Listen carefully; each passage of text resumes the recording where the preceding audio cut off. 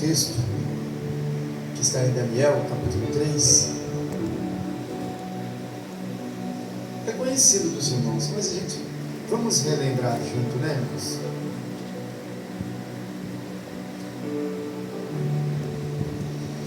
Capítulo 3, versículo de número 20, tão somente.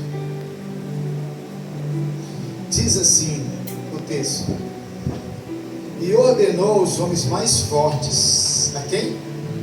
Os homens mais Os homens mais fortes que estavam no seu exército, que atassem a Sadraque, Mesaque e Abednego, para o lançarem no forno de fogo ardente. Amém? Pode lançar. Aleluia, Jesus. Eu estava analisando esse texto, irmãos, e comecei a pensar.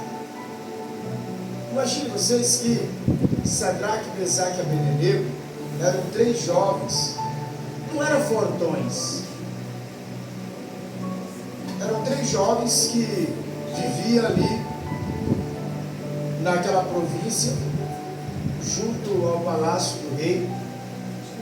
Quando eu falo junto, assim, perto, né? Que tinha rejeitado se alimentar das guloseimas que o rei oferecia, portanto, eles procuravam se alimentar mais de vegetais.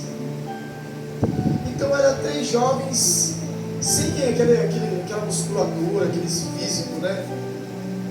E quando eles rejeitaram obedecer o decreto do rei, e alguém conspirou, porque foi uma conspiração, né?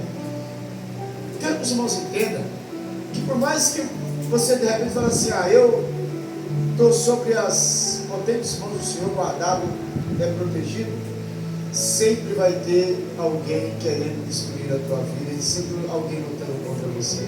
Isso é um fato. E o inimigo, ele vai sempre estar procurando brechas para poder querer destruir você. Mas o engraçado que me chamou a atenção nesse texto, eles não eram fortões, mas aqui o texto diz que o rei ordenou aos homens fortes, aqui está poderosos, os mais fortes, que estavam no seu exército, para pegar 3 moços, 3 mancebos, né?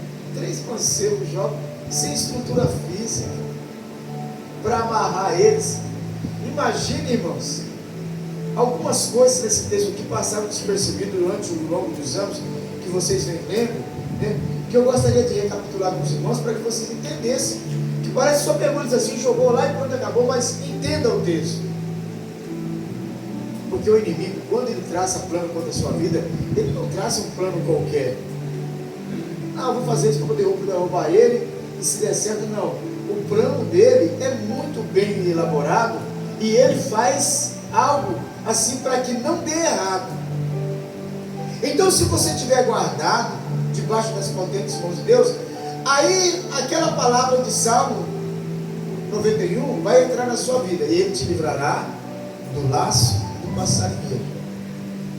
Mas se você não tiver, com certeza tu vai sofrer os detrimentos. Observa que foram fortões, foram os mais fortes, que é para não escapar de jeito nenhum. Agora, o que eu admirei no texto, além de ser homens os mais fortes, foram os mais fortes, é que não precisava amarrá-los, que eles não esboçaram nenhuma resistência, era só pegar e jogar. Mas quando o inimigo lhe traz algum plano de morte na sua vida, ele quer te amarrar. Porque quando ele te amarra, você fica imóvel. O que é esse amarrar? É te prender você em algo. Então o inimigo, ele procura algo que seja forte o suficiente para deixar você preso e não escapar. E o que é esses portões da sua vida hoje? E qual o tipo de amarramento que está acontecendo na sua vida que está fazendo você ser tão frágil assim na mão do inimigo? Que você está prestes a ser lançado na fornalha de fogo ardente. E que se você entrar dentro dessa fornalha, sem Deus, já era para você. Muitas vezes, esses fortões, muitas vezes, irmãos, é o que nós estamos deixando entrar dentro das nossas vidas.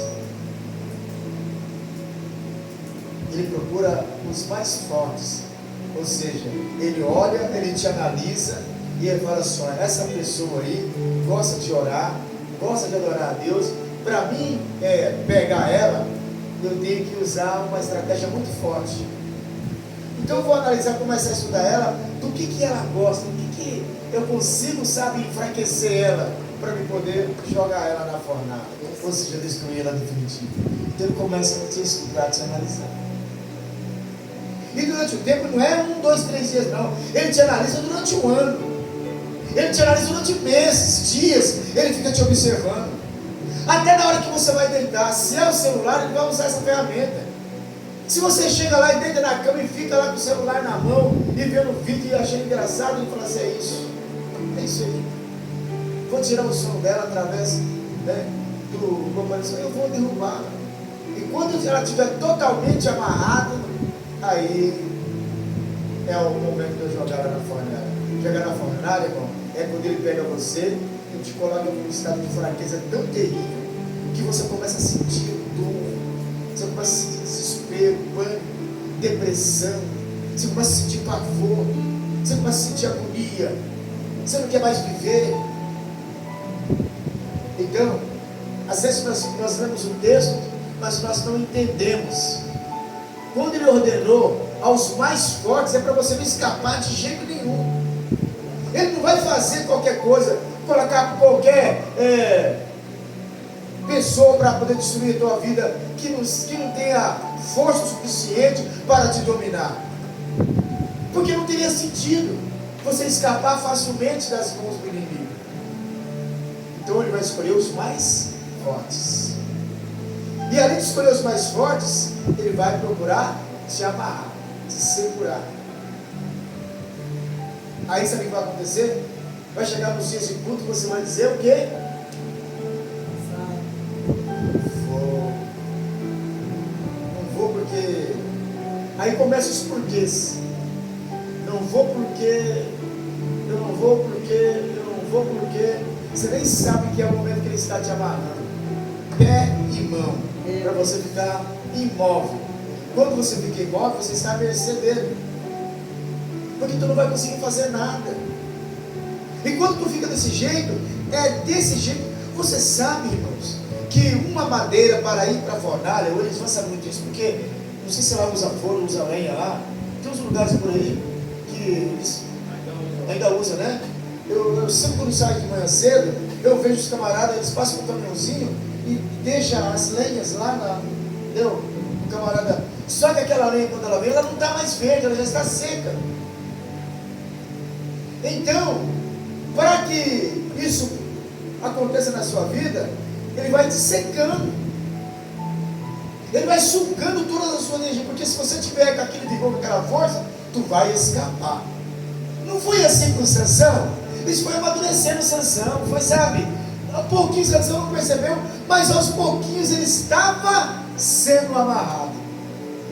Não, vou escapar. Escapava, não vou escapar. Na última vez, como das outras vezes, ele nem sabia que ele não tinha mais força. Ele achava que ainda estava tudo certinho. Como das outras vezes eu vou me escapar. E aí cadê? Já não tinha mais força. Então imagine que esse versículo é praticamente o versículo chave de todo esse texto. Quando ele pega os homens mais fortes, mas por que os mais fortes? É porque ele queria ter certeza que o que ele estava fazendo ia fazer com que aquilo rendesse honras e glórias a ele. Que não ia dar nada errado. E quando aqueles homens pegam ele, os mais fortes, irmãos, olha só que interessante, os mais fortes, pega aqueles três e eles amarram e vai jogar eles na fornalha, eles morrem, os mais fortões morrem ali naquele momento. Cai Sadraque, Mesaque e Abednego lá dentro da fornalha, porém os homens que lançaram eles morreram na hora, porque a fornalha estava aquecida 7 vezes mais. Então vamos acompanhar, irmãos. Então aqueles homens foram atados com as suas capas e seus colchões e seus chapéus, olha, não deixou nada, e seus vestidos, e foram lançados dentro do fogo de fogo ardente. Esse homem foi com a roupa, com o chapéu, com tudo, até com os colchões, né?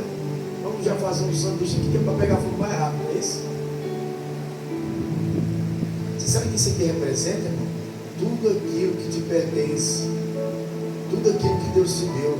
O inimigo não quer que sobra nada que Deus deu, para que outros não peguem e continue aquilo que você estava fazendo. Igual Eliseu, pega tudo que é dele, não deixa nada. O colchão, que é, descanso, é onde você se fortalece, né? Chapéu, que é aonde você se sente abrigado, né? Das fadigas, né? Isso. Pega tudo, amarra tudo e queima tudo junto com eles. Não queria nada, que ficasse nada. Só que quando eles fizeram isso, eles caíram, porque o calor, eles morreram cozido.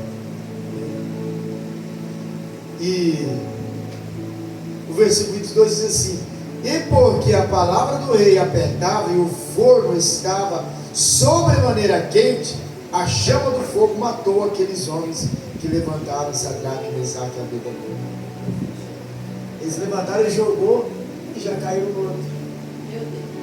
E quando eles caíram lá dentro, o fogo simplesmente desatou as amarras. Só que quando eles caíram lá dentro, já tinha alguém lá esperando Sadraque, Mesaque. Aleluia, Jesus. Quando eu falo para os irmãos que você precisa estar guardado, você precisa estar ancorado, é porque quando o inimigo fala assim: olha, eu venci, eu consegui dominá-lo, eu consegui destruir a vida dele, ele vai ter uma surpresa, como ele foi surpreso nesse momento, porque o rei Nabucodonosor representava o diabo aqui, irmãos. Ele jogou e falou assim: tá vendo só, não quis me obedecer. Porque o inimigo, ele detesta quando você vem para os cultos, ele detesta quando você vem orar, quando você obedece a doutrina da igreja e você faz aquilo que vem agradar a Deus, ele detesta. Então ele quer destruir por completo a tua vida. Verdade. Porque através de você, muitas outras pessoas vão ouvir a palavra de Deus. Aleluia. E Nabucodonosor falou assim: pronto, né? Morreu, e sei, mas pelo menos, mas aí de repente ele olhou direito e ele viu que Sadraque, Mesaque e Abednego não estavam mais amarrados. E um detalhe, irmãos, talvez você não percebeu, eles estavam passeando. Aleluia. A chama lá, entendeu? Ele olhou direito e falou assim: será que eu estou tendo uma visão? Não, confere comigo. Quantos a gente jogou lá dentro? Ele sabia que tinha sido 13, mas será que de repente não escapou mais um, né? Não lançaram. Quanto nós lançamos? Não foram 3? Aqueles homens que estavam com ele, que fizeram, né? Não foi 3 sim. Tá certo. Mas só que eu estou vendo 4. Aleluia. Tem 4 lá dentro. E o engraçado é que o quarto que eu estou vendo, ele tem a semelhança e o aspecto de um Deus. Aleluia. E aquilo foi intrigando, ele foi vendo, porque eles não ficavam parados lá dentro da fornalha.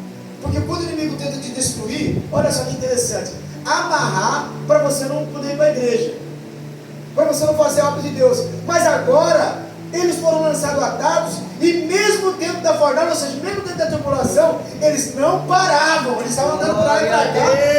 Eu vejo que eles estão passeando no meio do fogo. O que aconteceu? Glória a Deus. Eles estão andando como se nada tivesse acontecendo, e o inimigo fica furioso.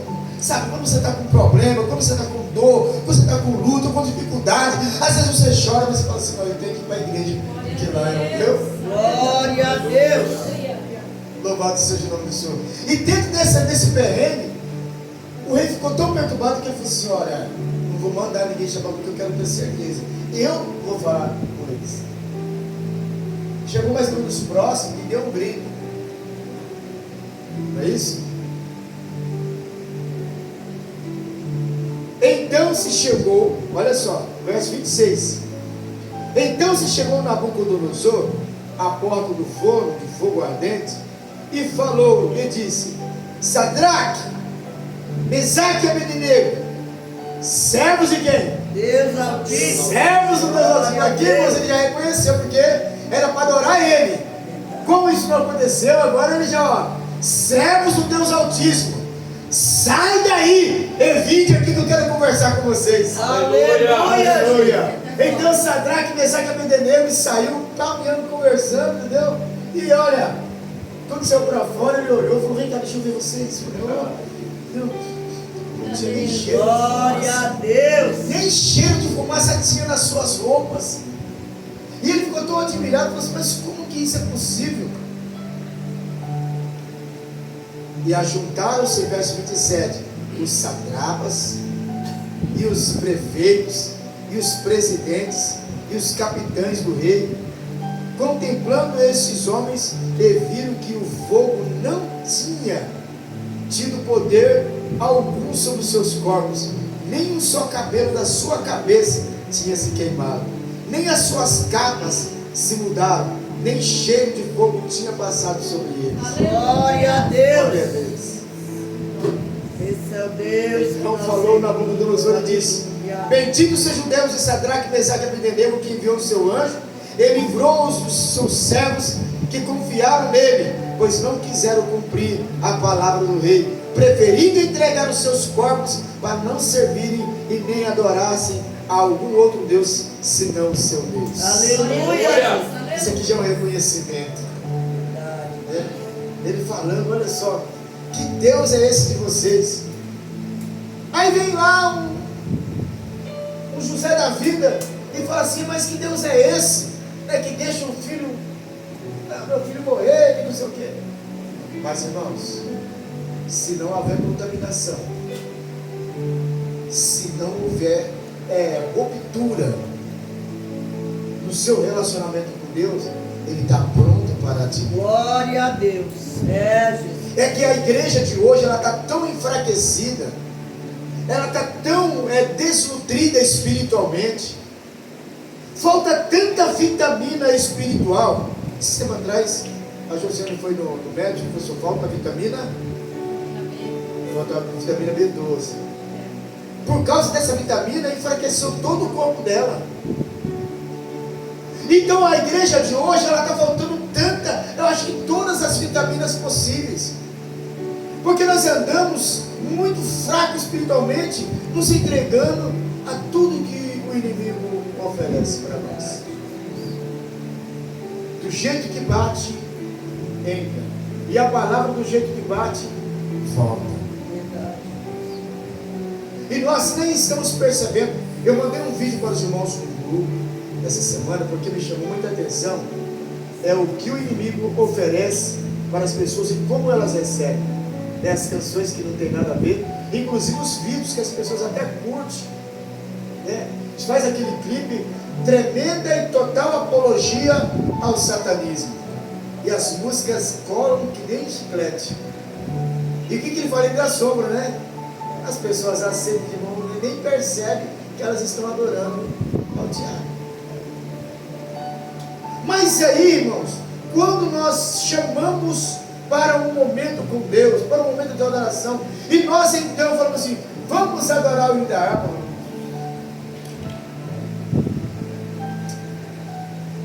Nossa, essa igreja ainda louva o hino da harpa. E as pessoas nem param para pensar que esses hinos das harpas, todos eles foram escritos por homens que perderam noites de sono. Foram escritos para a maioria deles durante a madrugada, pessoas orando: Deus, nós precisamos de louvores para cantar durante os cultos. Foram lá no começo da formação da igreja aqui no Brasil, para que as pessoas escrevessem: um dos tais, podes tu também dizer o som dos tais. E as pessoas falam assim: não. Homens que durante o seu jejum, passando fome, né, lá consagrando, aí Deus de repente colocou lá: como cego andei e perdido vaguei, longe, longe do meu Salvador. Vamos cantar esse hino para quê? Elas nem percebem que foi por inspiração de Deus, né? Quando alguém lá, no momento Deus, eu preciso de um louvor para colocar, para cantar na tua igreja. Aí Deus colocou lá: fala Deus, fala Deus, toca-me com brasas no altar. Fala Deus, fala Deus, sim, alegra atendo ao teu mandar. E aí nós achamos que é ridículo. Jesus, é desse jeito. Aí vem aquelas músicas de vingança, que você vai ver o outro por se lascar e tal, e a gente, ó, tá vendo só o que Deus vai fazer, né? E ainda manda, pô, olha só o que vai acontecer na sua vida, tá vendo? Olha só, olha os seus inimigos. Mas Deus não incita a gente arrumar vingança com ninguém. Muito pelo contrário. Nós temos um grande exemplo do arcanjo Miguel, que diz: o Senhor te repreenda. Ele foi com autoridade para chegar e repreender o inimigo, mas ele não quis dizer, proferir, respeitando a unção que estava naquele arcanjo caído. O Senhor te repreenda. Então, essa adoração, ela está sendo deixada para trás, porque hoje vocês observam as grandes igrejas. Olha só o que está acontecendo. As grandes igrejas hoje, elas não louvam mais lugar. É o grupo de louvor que, quando vai adorar, apaga-se as luzes da igreja. Por quê? A escuridão simboliza luz, simboliza trevas. O que o inimigo quer que você faça? Que você não veja a luz, porque na luz está Deus. Ele não quer que você veja o que o outro está sentindo. De luz apagada você consegue enxergar o semblante de alguém? Você não consegue. Apaga-se as luzes e coloca umas luzes coloridas. A luz colorida é para tirar você fora do foco. Aí de luz apagada, o que acontece? Ele passa aquele sonífero, né? E aí as pessoas ficam... Eu estava, irmãos, de verdade, se um rapaz colocou uma música lá, que eu vou falar louvor, começou a me irritar. Ele sempre ouve música alta. A música começou a me irritar, porque ela só repetia aquilo do começo ao fim, só repetia aquilo. E eu falei assim: aonde está a adoração a Deus nessa canção? Quase que eu falei só pessoal, pelo amor de Deus, tira isso. Observa, irmãos, que a estratégia do inimigo é fazer coisas repetitivas, sem nexo. As igrejas, elas já estão sendo pintadas de preto aí por fora, cinza por fora e preto por dentro. Por que isso? Apaga a luz, torna-se um breu danado, não é isso? E os louvores da harpa? Não, isso aí não serve mais. E as pessoas nem percebem para onde elas estão indo. Elas nem percebem que aquilo ali é um laço. Eu já contei uma historinha para os irmãos, quando eu era criança. Um dia eu vi a minha mãe fazendo, depois eu copiei e vi que era fácil você enganar os animais. Fazer aquele caminhozinho de milho e a galinha só vinha jogando. O inimigo está fazendo isso, está jogando a isca, e os crentes estão aceitando. A igreja, ela está enfraquecida, ela está precisando de vitamina. Só que quando coloca na boca, Deus coloca, porque Deus coloca na boca das pessoas. Quando coloca a vitamina, sabe quando você dá remédio para o seu filho beber, o que ele faz? Você não, filho, abre do vira a cara. É isso que acontece com a igreja, ela está jogando o remédio fora. Verdade, Jesus. Ela está rejeitando. E que o inimigo dá, ela come com o maior gosto. E o inimigo dá coisas que parecem ser bom. Ele não dá coisa. Mas irmão, se alguém estiver pensando que o inimigo dá coisa ruim, não dá. Você dá coisa ruim, você não vai aceitar. Você acha que você vai aceitar coisa ruim? A interpretação que nós temos, ela é equivocada. Porque quando Deus dá coisa boa, que de momento não parece ser bom, nós interpretamos como ruim e rejeitamos. Deus falou, mas aqui, você vai comer. Você vai estranhar porque é amargo no começo. Aí você não vomita, você come. Ela vai se amarga, mas depois ela vai tornar doce como um mel. Aleluia. E o inimigo, ele põe assim, sabe? Algo que você já, de primeiro momento, a intenção dele é fazer com que os teus olhos olhem para aquilo e vê que é tudo bom. Ele maquia para que você não consiga enxergar o que tem de ruim ali. Por exemplo, nós sabemos, vou falar materialmente para que você entenda espiritualmente. Nós sabemos que o lanche nunca foi bom, sim ou não? Triplo hambúrguer, né? Triplo hambúrguer com cheddar e não sei o que, entendeu? Mata a sua fome. Você pega aquele troço que sua boca nem consegue abrir, não é isso? Você chega a boca para que trava, mano. Aqui, ó, dá aquele clique. Você come o cardinho e escolhe, você fala, gente, que delícia. Mas o teu coração lá dentro está falando assim, para, você está me matando. Você pega aquele litro de Coca-Cola, né, gelado, você fala assim, não, eu vou, como aquele lanche bata a Coca-Cola para dentro, é tudo de bom, sim ou não? Aquilo estufa dentro de você, vira uma lasqueira lá dentro, você está se matando aos poucos, você nem percebe que o inimigo está fazendo isso para você, ele coloca essas coisas para você, é delicioso, você come, mas você nem sabe que aquilo é veneno. Eu estava mostrando um vídeo para as irmãs aqui hoje, nessa noite. Foi hoje ou ontem que estava mostrando? Ontem, né? O doutor tirou mais de 15 pedras do rim do abençoado. Falou assim, quantos litros de coca você vai por dia? 3? 2 a 3 litros de coca. Vou aqui, ó. Que deu ali.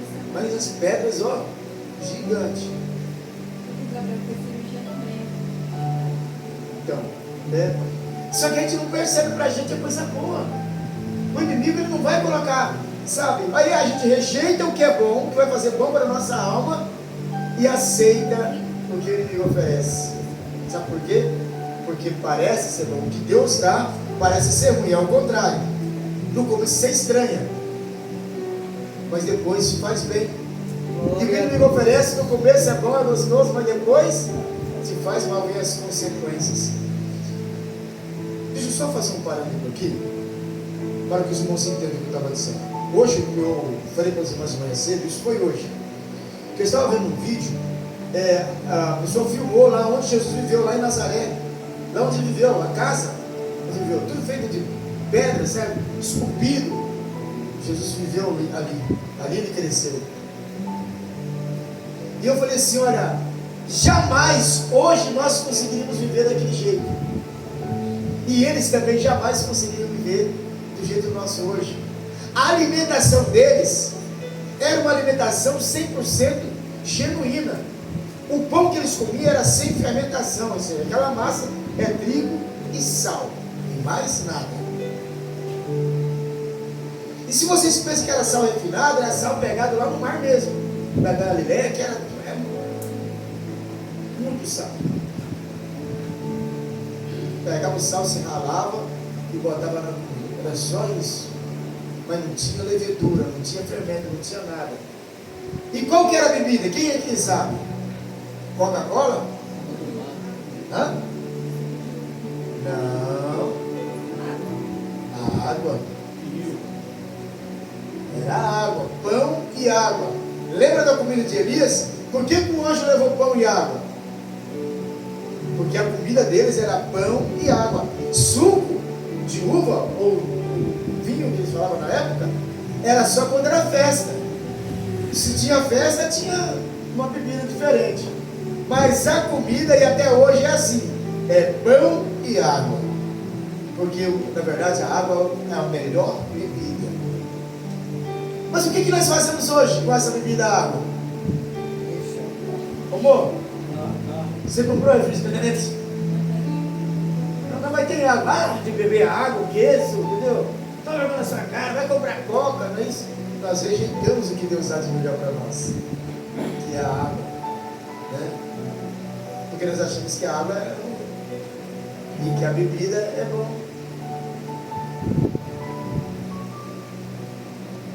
O inimigo, ele sempre vai fazer isso. A estratégia dele é te enfraquecer cada vez mais. Então, eu disse para os irmãos que a igreja de hoje, ela está enfraquecida. E o inimigo, como massa de pão, ele te amassa de cá, te amassa de lá. E o tacho estava fervendo. Vai chegar uma certa hora que ele vai te jogar lá dentro. E quando ele te jogar lá dentro, você sabe o que vai acontecer? O que acontece quando você pega uma massa e joga dentro de um tacho de óleo quente? Pessoal, o que acontece? Né? A bolinha sobe para cima e vira do outro lado, não é isso sozinho, é ou não é? Você já viu? Você coloca ela, queima de um lado, ela faz assim, flup, né? Vira do outro lado. Que é para ficar tudo. E aí dali vai para a boca de quem? Aí já não tem mais jeito. Meu Deus. Aí já não tem mais jeito. Aí vai ser crente que, igual a professora Marlene citou aqui hoje de manhã cedo, eu não preciso de ir para a igreja para mim adorar. Irmão, isso aí pode ter certeza. Isso aí está tão atrelado com o inimigo, que o inimigo já. Deixa eu explicar, bem. O inimigo está assim nele, ó, vai nas costas, está assim, ó, presta atenção, está assim, ó. E aqui, ó, onde ele vai, entendeu? Dá para lá, vai para lá assim. Vem para cá, ele está assim, ó. Você não consegue, você sente um. Nossa, eu estou tão cansado, parece que eu estou com uns quilos nas costas, parece que eu estou. Você não já sentiu isso na sua vida? Não sei, parece que eu estou com 200 quilos nas costas. Sabe quando ele fala assim, Carmen, comigo aqui? Tá. Mas você está andando, e você está andando ainda. Presta atenção, irmãos. Presta atenção. É isso que ele faz. Ele literalmente sobe nas costas. Eu acho que eu vou passar aquele filme Peregrino aqui, um dia que eu não assisti novamente, que vale muito a pena. O camarada com aquela carga nas costas, ele nem percebia que ele estava carregando, mas cada dia mais ele sentia mais cansaço. Vamos marcar para o nosso próximo vídeo para nós assistir aqui o Peregrino? E vamos ver esse momento. O filme é extremamente longo, mas a gente pode assistir em 2 etapas, né? Pode assistir um dia, depois um dia assistir de novo, ou a gente vai, a gente, sabe, vai ter que comer muita pipoca, mas irmãos, vale muito a pena. Eu já assisti uma parte. Nós assistimos hoje um dia, ele sentou e eu assisti uma parte dele. Só que você começa a assistir, você não quer parar mais. No começo, meio chato. Meio sem graça. É que a gente não percebe o camarada já adquirindo até a bagagem nas costas. Depois que o filme vai desandando, que você vai ver que sempre ele está carregando uma bagagem, à medida que vai passando o filme, vai aumentando. E vai ter encontrando dificuldade de passar na porta. Interessante, né? Então, vamos marcar para nós assistir esse filme junto, para que nós entendamos que o inimigo ele faz isso com a gente. Ele vai sugando as nossas energias. Né? Então a igreja de hoje, ela está nesse estágio, um estágio que está muito avançado. E se Deus não tiver misericórdia, irmãos, se eu falei para a missionária Marlene, vai ser difícil. Vai ser difícil. A gente pensa que céu é assim, olha, eu estou indo, não é isso? Estou louvando, mas irmão, salvação vai muito além de ir. Vai muito além de ir. Eu preciso ter desejo mesmo, vontade mesmo. Porque senão, quem vai me vencer vai ser o inimigo. Né? Vamos aplaudir Jesus? Glória a Deus. Glórias a Deus. Que Deus possa nos abençoar. Você, meu amigo internado, Deus abençoe por nos acompanhar até o momento. Que Deus possa abençoar a sua vida grandemente. E você assista esse filme O Peregrino, que vai te fazer muito bem. Amém? Glória a Deus.